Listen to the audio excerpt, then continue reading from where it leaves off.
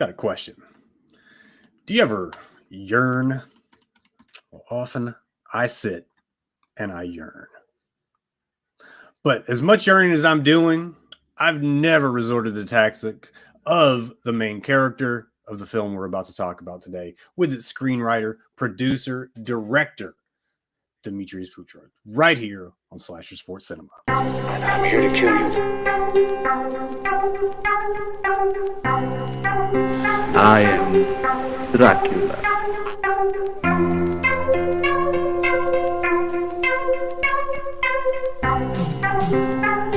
You say that I have shed innocent blood. What's blood for, if not for shedding?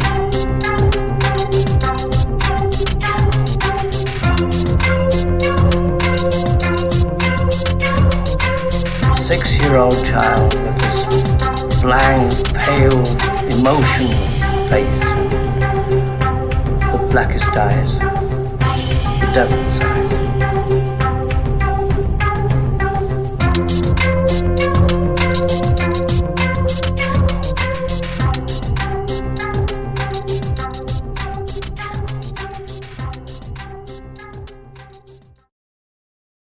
He is the co-owner of Night Art Productions, creator of the Grim Findings of Claudius. Demetrius, welcome. Hello. I give you major props for saying my last name correctly, so good for you. You know what, man? Listen, I'm going to take all kinds of credit. I generally like to deflect credit. Okay? Yeah, I like to give the credit. I don't necessarily like to take much credit, but when it comes to name pronunciation, it is of the utmost importance. Yes, and to say Putra is pretty wild. Yeah, so like, what is the origin behind that name? Oh, so my mom got around, and so I actually have my sister's dad's last name, and not my actual dad's last name. But I'm Greek, so if I would have got my dad's last name, it would have been even wilder, which is Liaskos. So it wouldn't have been any more normal. Well, you know, I would have had to ask for assistance. And actually, as I was doing the intro, I remembered saying in my head, fuck, I didn't ask how to say the last name. Just wing it, Billy. Wing it. And I did it. So yeah, I'm proud of you. Sometimes, good job on that, man. Thank you so much. I felt like Carrie Strug out there, just stuck the landing. Yeah, it was great. And then man. blew out my ACL. I love it. But you know, okay, so it's always the hard ones that are, I guess, you stick the landing on, because it wasn't that long ago that I actually mentioned this guy before we went on air. His name is Francesco Tesoro, Italian fella living in Germany, making some movies, and he has an actress by the name of Susanna Kyle. Okay, and her last name is spelled Keil. Of course, I'm a schmuck, and I said Keel. Okay. Yeah. And so I said, okay, Susanna Keel. And she goes, Kyle. I said, okay, awesome. I'll remember that. Intro comes, and what do? I'm here with Susanna Keel on Slasher Sports Cinema. And then, like, in our little studio, like, she's kind of blacked out, right? She's kind of grayed over, but I can see her just shake her head, and I said, "Yeah, that one up. I fucked that one." This is probably the reason why I don't do interviews with Americans. Yeah, like I'm probably the last one she's ever gonna do. Yeah, probably the last one. But hey, it was a great conversation with her though. I really like to put those guys over because there's a lot of passion in what they do. Oh yeah, for sure. They don't get the funding, and German cinema is it's unique. It's very unique. Highly regulated and shit. Like, and they don't get behind the slasher. Yeah, for sure. Not much. That's crazy that I never thought about like people in Europe doing indie horror movies, which doesn't make any sense. Why would they not? I mean, they were kind of the godfathers in my eyes. You look at Necromantic and you look all those exploitation films and shit. Like you go, oh, okay, yeah, these guys kind of pioneered that really, because they did that shit so underground that like they literally could have got arrested and went to jail just for having that stuff. You know, you look at Jorg, the director of Necromantic, which I'm sure I'm butchering his name too, but like I remember him doing an interview and he was talking about how they were showing Necromantic in this theater, and as that was happening, the police were raiding his house which he shot Shram in, but nothing was in that house because he was filming in it. So all his films and stuff were somewhere else. So you look at that and you go, man, that's fucking indie filmmaking, to the point where, you know, Jorg almost got arrested because he was making a video nasties because that shit wasn't allowed. And now, you know, it's one of the biggest movies that, you know, people look for because it's the most disturbing movies. So, you know, well, okay, I just brought up Francesco's name, originally from Italy. Yeah. Ruggiero did the Deodato, did the Cannibal Holocaust. Yeah. Probably the most controversial film Right. of all time. I mean, how often? I mean, it's not abnormal to know that filmmakers get arrested for the films that they do, but this man was put on trial for murder. Yeah. It's crazy. Murder for what happened in Cannibal Holocaust. And it's such an important film. And I really hate that they had to do this. Okay. And I don't think they had to do it, but I mean, the animal deaths early in the film are not simulated. Okay. No. These are very, very real animal deaths. And do I hate it? Absolutely. Dude's holding down a little bitty alligator, sawing his head off. Yeah. But the thing that does, it plants it in your head. They're not fucking around. No, zero. They made their shit happen, man. They're making it happen, and it is real. So when you see the human deaths, like the tribal lady on the pike with the spike through her chin, just hanging there, you think, oh God, they murdered a human to make. And it's crazy because they didn't, but you want to talk about special effects? God damn. It's amazing how they did that. And the reaction from the government, I guess it was the Italian government. I don't think that they were being arrested by another. I could be wrong. I'm not even going to try to. Because they shot it in South America. Yeah. Which is crazy. Yeah. But they had American actors and stuff. So, you know, there's a whole big ordeal. It's wild. Reading that history and stuff is just a wild time. Basically making someone go into hiding for a year. You know, that's what Deodato did. He had him say, you know what, we're going to make this film, and for a year you're off the face of the earth. Yeah, you're not to show your faces around here anymore. And it took I guess a court summons to get these people into court to say, no, he didn't kill us, we're still alive. That is fucking filmmaking right there. And I don't care what anybody says about it. You know, the animal deaths be damned. Peter would murder us, but it planted that seed, and it makes you really believe what you're watching is, I guess, a mix of different types of films. You've got the snuff film, you've got the found footage, and you've got those I don't even know what you would call them, the things that you'd have to sneak and watch when your parents weren't looking because you wanted to see some tribal titties. You'd have to watch. Don't worry, Mom. I'm in here watching National Geographic, but you're watching it for the tribal girl titties. That's just a shameful way to National Geographic channel. You know, man, National Geographic was probably my first delve into adult film. Like, holy shit, those are some titties. Yeah, not to be my last. But listen, man, like, there's a lot of good films out there, and like, we're going to talk about your film in just a little bit. There's a film I was looking at, and I'm kind of back and forth on this because it's a remake, and what another remake? Do we need another remake?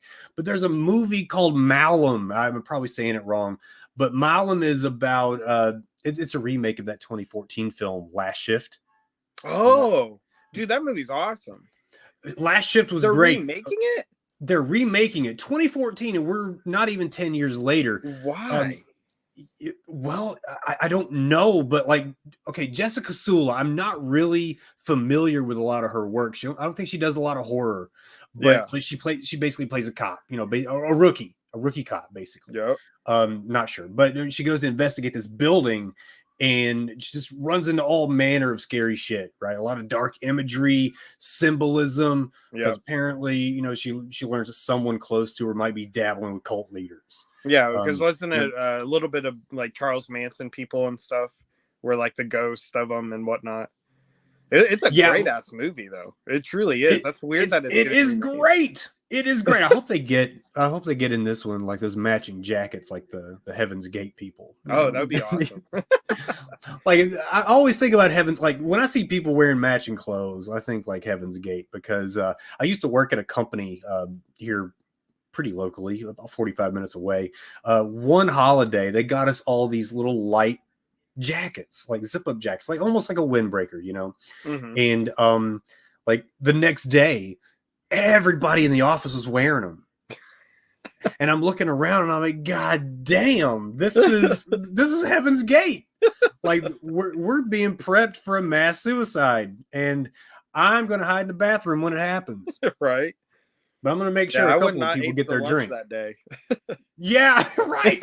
Like I might just stand by the water cooler and make sure the wrong people don't sip from it. Right. But God, but I read one of the producers said, like, from like day one, the goal of this film was always to make something that paid homage or homage, depending on how fancy you are, to like the original film. But they also want to break some new ground in kind of a bigger way. They don't really want to make it seem like a remake, like I guess Evil Dead did. More like a reimagining, maybe along the lines of the new Hellraiser. And like, yeah, stick to the old guns, but you know the lore, but we're still gonna do our own thing. Right. So they should just made it a sequel, really, or I don't know. That's wild. That's so crazy. I didn't know that. Yeah, and I'm glad you know that film, because it would have made this conversation a lot more difficult if you didn't. But yeah, we got pretty lucky with that one, bud. I assume not a lot of people watched Last Shift, but that movie is awesome. Like I just remember seeing the cover because the girl I own it on Blu-ray. I don't know if I have it right behind me. I don't think it was a Shout Factory release. I think it was just a normal release. But that movie, you watch it and the cover's awesome because like the face is like a pentagram carved into it and shit, and it's just so cool. Yeah. I'll listen. I don't know if like gone are the days where cover art was important. I don't think so, man. Look at look at everything that Criterion puts out, or just all the art that's on Arrow Video and all that stuff. And with Mondo being gone, I feel like poster art is more beneficial now and more important because of all these movies getting re-released on like better quality, you know, rather from it being VHS, like The Mutilator or something.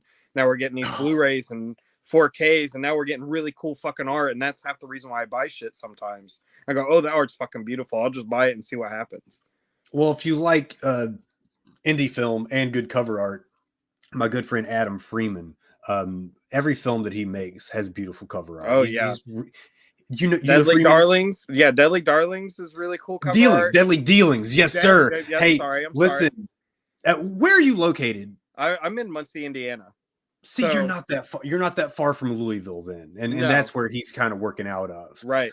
I don't think he's from Louisville, but he's definitely working there now. So I'm glad you know him. Another thing, it would have been. I know of him. I've only talked to him a couple times, but we all just know of each other. Dream now, which is awesome, which is a remake of an old Donald Farmer film. God, see, you know exactly what's up. Yeah, man. I keep, and that's the cover art that I thought of. That is exactly the cover art that I thought of when we were talking about, the cover art, kind of like the indie films are, they're doing it. They're not gonna stop banking on that, because indie films are basically they're using the old blockbuster mentality. If the cover art looks great, you're gonna buy it. 100%. I mean, look at the Barn cover art. It's that 80s classic looking shit, you know. You look at the cover art for, Scott Shermer films like Harvest Lake, or you look at Brian Papandreou's film Spooky Dookie has a weird little witch on it. You look at, there's just so much great stuff out there that has great cover art. And even, the Jason Finn films have really good cover art. Jason Rising cover art is probably some of the best Friday the 13th cover art ever. Jason Rising alone was a very fun film, man. Oh yeah, I mean, you can't talk enough in about there, which is great. So I love that. I love Tommy Jarvis and the Never Hike Alones. It's just really cool to see that type of stuff where we get the sequels that we've always wanted. You had Adrienne King, and I believe you also had the voice of Amy Steele. I could be wrong. Maybe I spaced on this, but I think she was the phone call at the end, I believe. You might have been right. You might be right. I can't remember, but I think you might be right. It's been a while. Well, don't quote me. Don't quote me. Don't quote me. But yeah, this goes back to like, do we need remakes and reimaginings, or do we need just original thoughts, or do we just need that happy medium? Like, Halloween got the trilogy treatment from David Gordon Green and such, and Evil Dead Rise is one I'm looking forward to. Oh yeah. I'm not sure if you know my friend Charles Lincoln. He's a New York guy. I don't. But he's a very talented filmmaker. Very, if I may say so, a more talented writer than anything else. He's got a very good imagination. His dad actually helped begin the adult film industry in New York. Wow. Yeah, that's a story for another time. But he had a very good thought that I kind of like to piggyback off of. And he says, and I agree with him when he says that remakes of films that needed no remake, they're kind of like cash grabs, and I'm not talking about the sequels. Okay, sequels are fine. I do like, I feel like Dr. Sleep was a necessary thing because it was a sequel, and it was a quality sequel. Even being 30, 40 years later doesn't make it a remake. It's a sequel. It's what we needed. But I'd like to see more original stories. But hell yeah, if we're gonna do remakes, though, let's make them on films that were maybe poorly executed, but well written, like Microwave Massacre. Microwave Massacre, Blood Rage, Intruder, right. Maybe even Killer. Madman. Yes, see, you know exactly where I'm going with that. But I mean, yeah, I'd like to see things like that. Dark Knight of the Scarecrow got the long-awaited sequel, and they tried it on a low budget, but I thought it was well written. With maybe a bigger budget, you got yourself a hell of a film. And I don't think enough people have seen the original Dark Knight of the Scarecrow. You got Charles Durning. I'm talking about Pappy O'Daniel. Okay, come on, man. Yeah.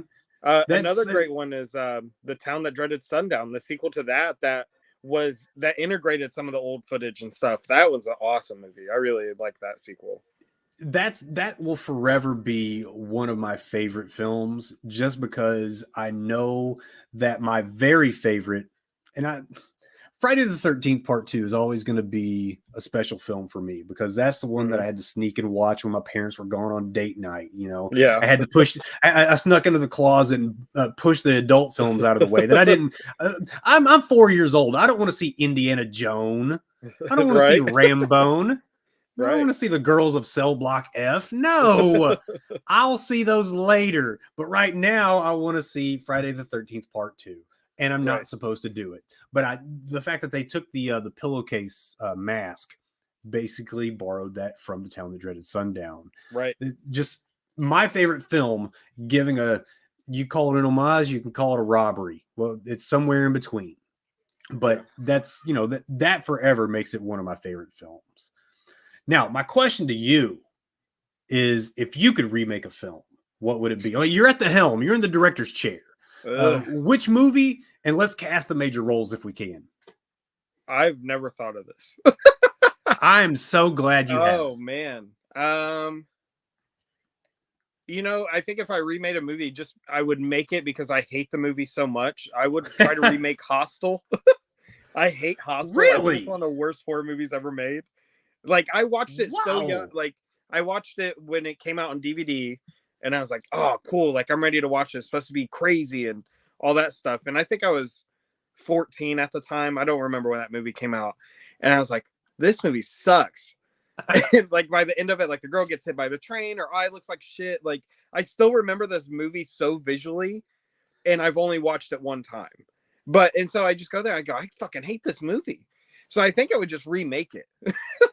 I would do good Eli Roth fashion and remake his own fucking movie like he did Cabin Fever. Isn't that a wild thing? Yeah.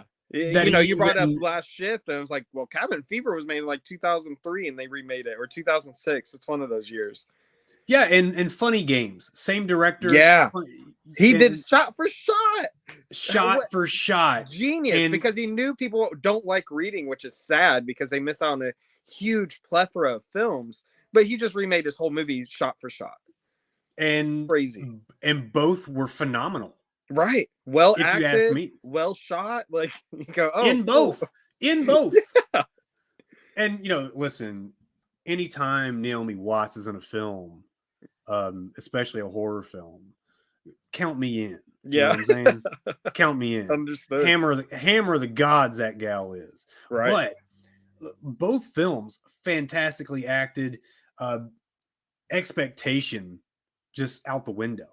You don't know what to expect. It's just a slow ramp up. It's not even a slow burn of a film, but the slow ramp up of like, what can we get away with?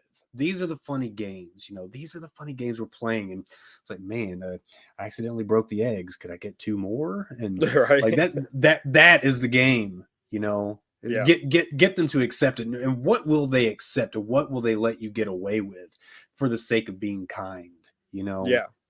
What a couple of films. I would say like what a film, but yeah, it basically is what a film, because shot for shot, just different actors, different dialogue, but both cast very well. And it's one that I always suggest, but some of my teammates, they're not too fond of it. I don't get it.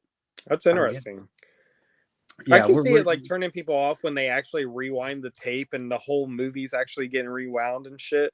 So I guess maybe that's why. But other than that movie's awesome. I really enjoy that film. I did another podcast a good while back called Slashers and Screamers, and we would basically take films that we liked just randomly out of the air and just do a lighthearted review of the film. And Funny Games was one that our final girl Casey brought to us. Mm-hmm. And I'd seen it and I was like, okay, yeah, this is going to be a good one. It's going to be a good episode. Well, I'll be damned if one of the other cast members, we call him the Memphis Maniac Rick, he wasn't too fond of it because the dog scene.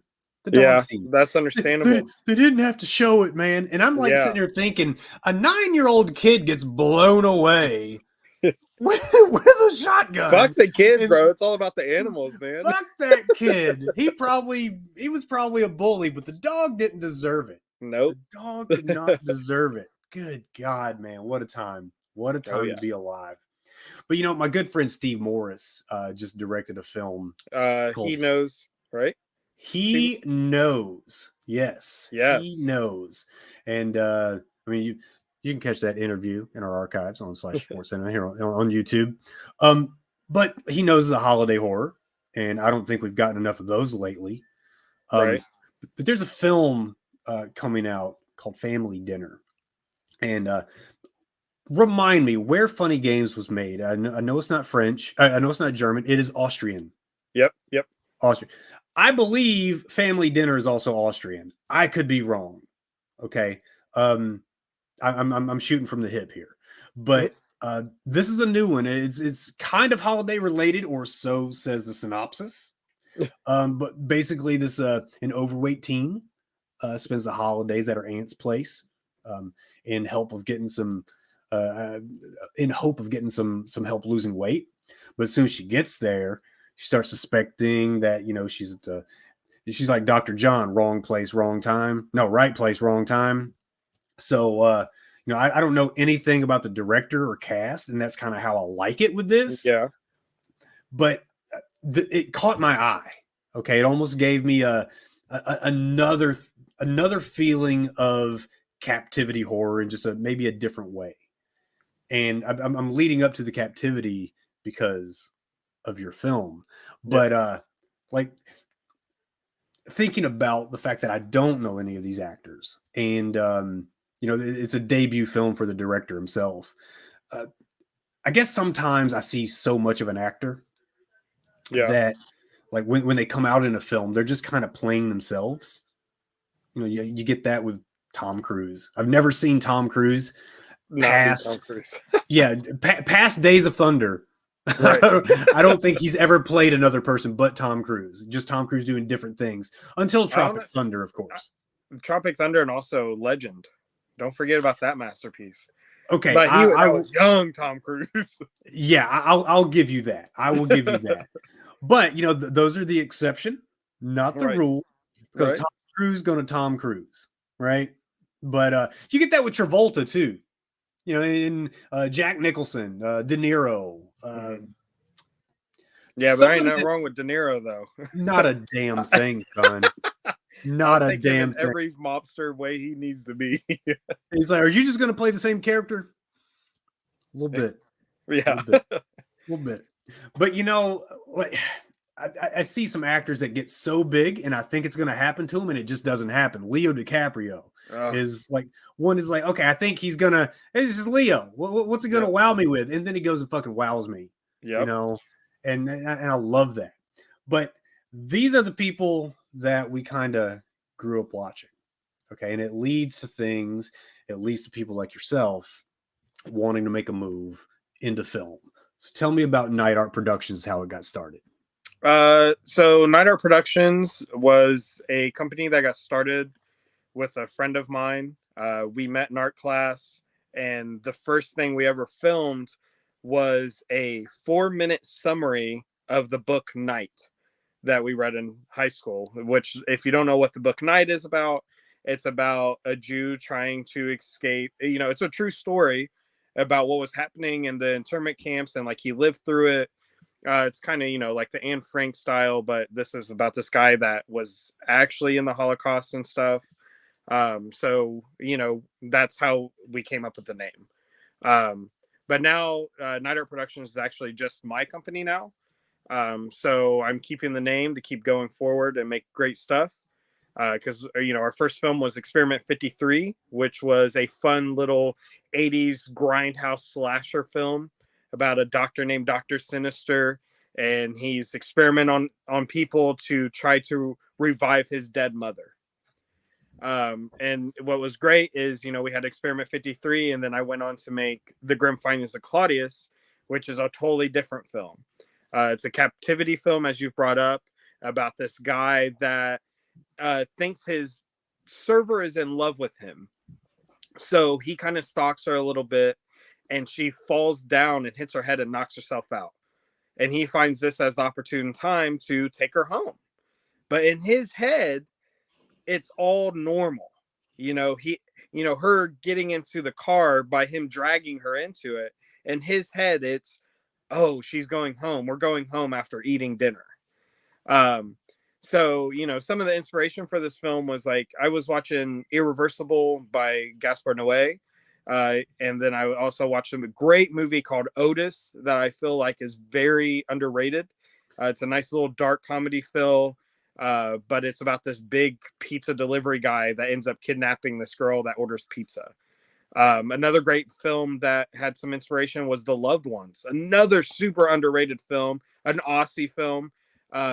So good. And I feel like not enough people watch those. And so I had a great opportunity, and, the characteristics of Claudius was based off of a friend that I met. And some of the things he does is what my friend does. I've never told him that, but I don't know if he ever. Well, that's a hell of an admission. Yeah. But, it was those little things that my friend did that really sparked the whole idea. So finding my actor for this, I learned, me and, my buddy, after we got done doing Experiment 53, I was like, all right, well, if Claudius is ready, I'm going to start casting it. So first I went to Alice Winkler, which was amazing. And hi, Dixie. That was cool. You don't know Dixie. She's been tagging me on stuff, and it's awesome. And I appreciate everything she's been doing for me. If you think you appreciate it, listen. Not to let me split this little clip in half. All right. Yeah. Dixie takes care of your boy like nobody else. That's great. Nobody else. I could tell, man. Like she randomly added me, and the next thing I know, I'm getting tagged in great stuff. I think that's probably how I found your stuff out. It is exactly how you how you found me, because all I had to do was say, hey guys, if you got a film, I want to hear about it. Here's my link. Hit up the calendar. And Yep. before I know it, boom, boom, boom, boom, boom, boom, just tags after tags Yeah. after tags. And it's Dixie just throwing out that bird seed. Yeah, And I'm it was like, awesome. I was super grateful for that. I feel like I owe her money. Right? Well, once you Ugh. start your Patreon, go ahead and put that in there. Listen, Just had that. I can tell you right now, we're if you're near enough, we're hitting up that Cracker Barrel. Yeah. I'm getting my biscuits and gravy. You get whatever you want. Dixie, you are appreciated immensely. Right. So anyways, furthermore, I contacted Alice Winkler. I worked with her on Experiment 53. There was a movie that we did before that never got finished called Astro Girl from Planet Zoltron. And that's when I learned that Alice Winkler is the kindest, coolest fucking person to ever work with, and she's just a down-earth person. So when I approached her about the Grim Findings of Claudius while we were filming Experiment 53, I was like, hey, I want you to be, the main girl in this. So I gave her the script and she absolutely loved it. She was super excited. So then, I'm at Days of the Dead Indie, and I learned that Brian Papandrea makes his own movies. And Brian Papandrea is in films like, it's Papandrea, not Papandrea. Papandrea. He's in movies like Space Babes from Outer Space, but he also makes his own films. The Feaster Sunday, Chubbies, The Big F, and then his newest one called Spooky Dookie.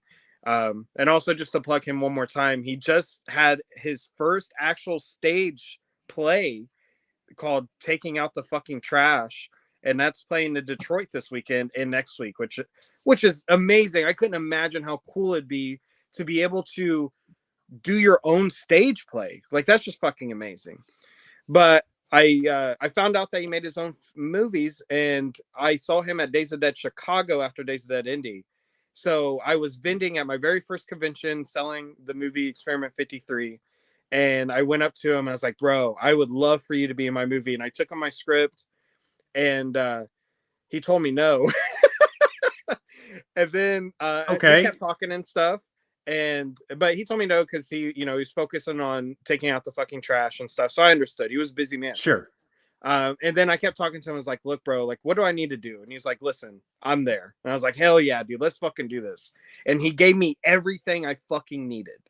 You want to talk about a man that, especially the character that I wanted, he just gave me everything and more. Like, we would read through the script and I go, holy fuck, like, you are giving me everything that was in my head. And I ended up filming this film in like 48 hours because he was so on it and Alice was so on it. They're such great actors that when you are just focused on them and know exactly what you want, they fucking get it and they just make it so great. I learned a lot from this film about, like, I didn't want to do more because I thought they already gave me everything I wanted. And they did. And it was just so crazy. I just feel like there's a couple times where I could have set up the shots better and it could have made them look even better as actors, because those two are such underappreciated actors. And I don't think people understand that how fucking good those people are, because they are passionate and they love what they're doing. And you could tell that's what they want to do with their life. And you just go, holy shit. And you just see some of the stuff that Brian does in the Grim Findings of Claudius, and you go, holy shit, this is so believable.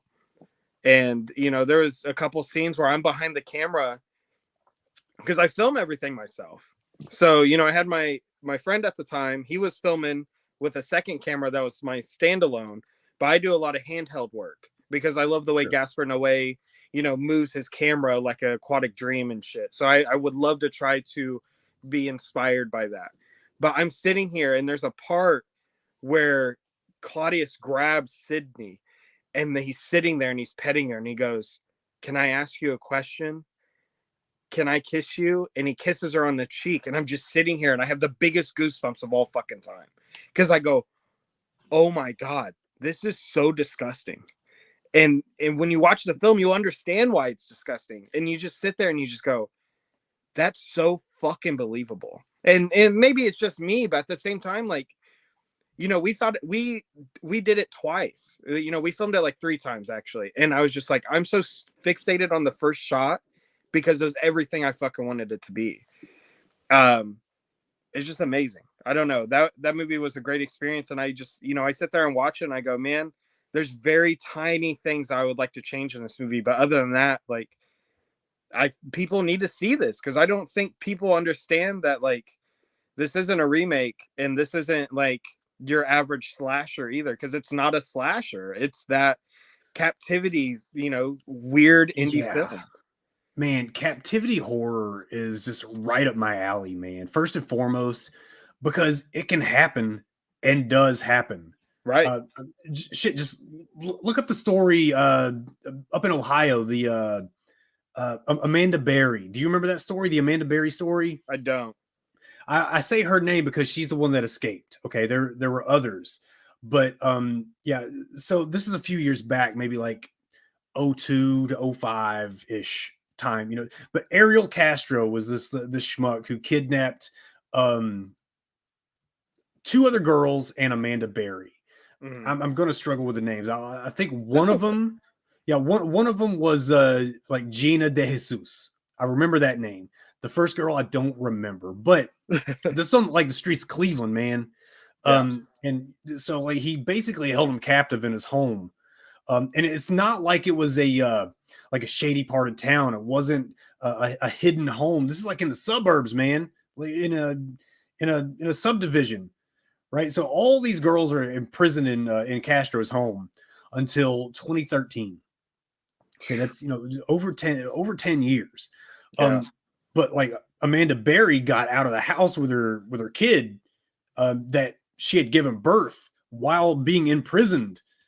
This was Ariel Castro's baby, and she was able to, contact the cops and all that. But see, like Castro, he kidnapped his victims by like offering them a ride, right? And he would take them to his house, somehow get them like in the house, with say, hey, you can come in and have a seat. I'll get you a drink or whatever. I got to just do this one thing or whatever.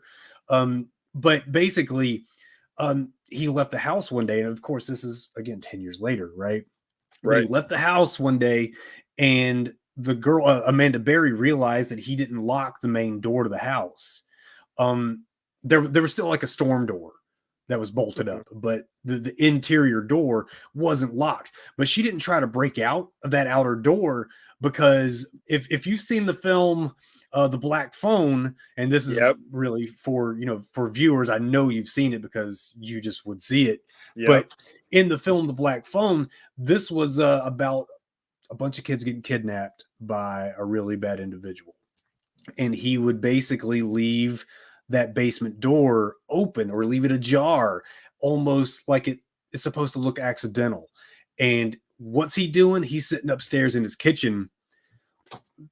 First of all, Ethan Hawke looking jacked to the gills, bro. Not like Ethan Hawke. Good too. Like it is strong. So beautiful. You're right. I mean, like from a filmmaker's point of view, you're pointing out what I, as a viewer, am thinking. Like, man, I got. Oh, here comes my sister with the info. Michelle Knight, knew it. I knew Gina de Jesus was the right one. Many thanks, muchas gracias. But the that scene, he's just waiting up there with I don't remember if he had a belt, if he had some kind of strap or a weapon. I can't remember, but he's just sitting there, just chill, with that gangster lean, waiting for a hapless little kid to come up the stairs, thinking he's about to escape. And that's what Ariel Castro did to Amanda Berry and the other 2 girls. But she didn't want to break down the door because she knew that he had previously beaten the life out of the last person who tried to break out. But she got free.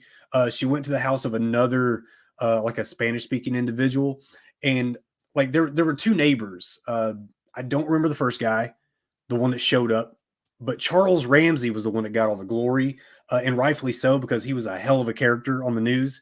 But he basically kicked a hole in the storm door, and she crawled through with a baby or with a kid. Right. And I'll remember forever what her quote was. And it was something like, help me, I've been kidnapped. I've been gone for 10 years. but now I'm free. Yeah. And if that ain't the blueprint for captivity horror, Daddy, I don't know what is. Right. I don't know Crazy. what is. But you've written your own. Okay, you wore a lot of hats in this film. I did. Wrote, produced, directed, probably catered, probably babysat some kids. I don't know. No. Yeah, no. Tell me about wearing all those hats making this film. So the biggest thing is like the coolest thing is like I have everything visualized in my head already. So it's just about directing everybody how I needed them to direct. What was great, there's 2 fucking people in this movie. Well, there's one more that was a cashier, but she was in it for, about 5 minutes of the film. Sure. But, I have my sound guy. I have my second camera guy had me, and it was Alice and Brian. I also had my new puppy on set. He was the emotional support animal if anybody needed to pet a dog. I'm sure they did. So if you're ever on a movie set with me, my dog will probably be there. But it's just one of those things that like I knew what I wanted. So I made it happen. There was no like, oh, I don't know if I should do this or that. But what was great is, with Brian making his own films and Alice being in so many other films, they were like, well, let's try this, let's try that. And what's awesome about that is because, some of the greatest stuff that I learned, I was talking to Giancarlo Esposito, which is Gus Fring, this past Horror Hound. And I was like, what is something that you do as a director that I think people could learn from? And he was like, direct character. Don't just direct the camera. And what was awesome about that is like, Brian and Alice were already directing their character. And I put my trust in them to make that character come to life. So there was a couple times where maybe, Brian thought something would be better this way. And I was like, all right, let's try it. And we tried it and it just looked wonderful. And I was like, hell yeah, let's do it. So it's just that type of stuff that, I wore so many hats, but what was great is the actors I was working with knew how to act. They knew what they were doing. They knew what I wanted because I was able to convey it. And we made what I think is one of the coolest indie films that nobody's watched so far. Well, which is very hubris for me to say, but but you let experts be experts, right? Yeah. Just like my best friend told me the other day, I don't come down to where you work and knock dicks out of your mouth. Listen, that's disrespectful, first of all. Yeah. James, thank you. But like you let the expert be the expert. And when you have a talent like Brian, right. You have a talent like Alice, man, like you just kind of dance in the palm of their hand, right. And they elevate you right. to a place you didn't think that it would go. Like you had it all in your mind, and right. they just made it expand. And I love that for you. Yeah. This film, as much as this film is mine, it's theirs too. And, they definitely believed in the art, and they believed in my direction and script, and they made it the way I wanted them to make it. And I can't thank them enough for that. Well, it's important to do that because without a budget, we don't get to have Avatar. We don't get to have The Godfather, right? We're going to depend on story. We're going to depend on believability. Right. And honestly, man, you've written this captivity horror in the vein, in my eyes, of Misery, Stephen King's Misery. I thought about Misery as soon as her head hit the ground. Yeah. I thought he's seeing himself as the hero, not the captor. And instead of Annie Wilkes, you brought us Claudius, a recluse with an unhealthy obsession. Right. He doesn't respect boundaries, and this local waitress is a little too slow enforcing those boundaries. Maybe just trying to be the sweetheart, trying to be the good waitress, like you're taught to be at any in any service industry. Right. But you told us about Claudius on screen and casting the role. I didn't have to imagine very much with Brian in the role of Claudius. I think Brian's probably stalked a human or two in his life. He played that role a little too well. I believe it. If you ask me. But you kindly allowed me to screen Grim Findings of Claudius, and I'm forever grateful that you shared your work with me. You totally didn't have to do that, and I'm glad you did. But do you want to tell folks the who, what, where, when, why, and how, especially, that they can see the film, especially the when? Yeah. So the win is I have Blu-rays on the way.